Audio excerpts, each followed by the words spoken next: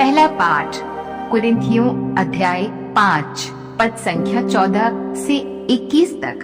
क्योंकि मसीह का प्रेम हमें प्रेरित करता है। हम यह समझ गए हैं कि जब एक सबों के लिए मर गया तो सभी मर गए हैं। मसीह सबों के लिए मरे, जिससे जो जीवित है वे अब से अपने लिए नहीं बल्कि उनके लिए जीवन बिताए जो उनके लिए मर गए और जी उठे हैं। इसलिए हम अब से किसी को भी दुनिया की दृष्टि से नहीं देखते। हमने मसीह को पहले दुनिया की दृष्टि से देखा, किंतु अब हम ऐसा नहीं करते। इसका अर्थ ये है कि यदि कोई मसीह के साथ एक हो गया है तो वह नई सृष्टि बन गया है। पुरानी बातें समाप्त हो गई हैं और सब कुछ नया हो गया है। यह सब ईश्वर ने किया है। उसने मसीह के द्वारा अपने से हमारा मेल कराया और इस मेल मिलाप का सेवा कार्य हम प्रेरितों को सौंपा है। इसका अर्थ ये है कि ईश्वर ने मनुष्यों के अपराध उनके खर्चे में न लेकर मसीह के द्वारा अपने साथ सर्व संसार का मेल कराया और हमें इस मेल मिलाप के संदेश का प्रचार सौंपा है। इसलिए हम मसीह के राजदूत हैं, मानो ईश्वर हमारे द्वारा आप लोगों से अनुरोध कर रहा हो। हम मसीह के नाम पर आपसे ये विनती करते हैं कि आप लोग ईश्वर से मेल कर लें। मसीह का कोई पाप नहीं था, फिर भी ईश्वर ने हमारे कल्याण के लिए उन्हें पाप का भागी बनाया, जिससे हम उनके द्वारा ईश्वर की पवित्रता के भागी बन सके। ये प्रभु की वाणी है। सुसमाचार मत्ती अध्याय 5 पद संख्या 33 से 37 तक। तुम लोगों ने ये भी सुना है कि पूर्वजों से कहा गया है, झूठी शपथ मत खाओ। प्रभु के सामने खाई हुई शपथ पूरी करो।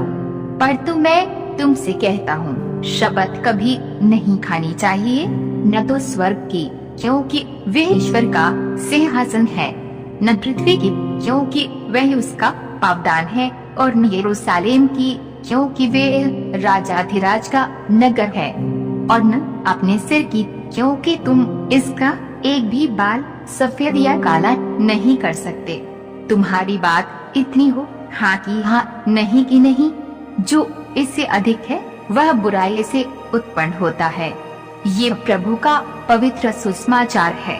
मनन चिंतन। आज हम माता मरियम के निष्कलंक हृदय का पर्व मनाते हैं। आज का सुसमाचार हमें बताता है कि हम पवित्र वचन द्वारा पवित्र किए जाते हैं। आज के सुसमाचार अंश के अंत में हमें बताया गया है, उसकी माता ने ये सब बातें अपने हृदय में संचित रखी। लूकस अध्याय 2 पद संख्या 51 में पढ़ते हैं। इसी तरह इसी अध्याय के वाक्य 19 में हम पढ़ते हैं, मरियम ने इन सब बातों को अपने हृदय में संचित रखा। इस प्रकार हमें मालूम होता है कि ईश्वर के वचनों को अपने हृदय में संचित रखना माता मरियम की आदत थी। उन्होंने ऐसा क्यों किया, उसका परिणाम क्या था, इन सब का उत्तर स्तोत्र ग्रंथ में पाया जा सकता है, जहाँ स्तोत्रकार कहता है, मैं तेरे वचन को अपने हृदय में रखता हूँ ताकि मैं पाप न कर सकूं। संत योहन कहते हैं, बच्चों मैं तुम लोगों को यह इसलिए लिख रहा हूँ कि तुम पाप न करो। उसी अध्याय के 14वें पद में वे कहते हैं, युवकों मैं तुम्हें इसलिए लिख रहा हूँ कि तुम शक्तिशाली हो, तुम में ईश्वर का वचन निवास करता है और तुमने दुष्ट पर विजय पाई है। योहन अध्याय 15 पद संख्या 3 में प्रभु यीशु अपने शिष्यों से कहते हैं, मैंने तुम लोगों को जो शिक्षा दी है उसके कारण तुम शुद्ध हो गए हो।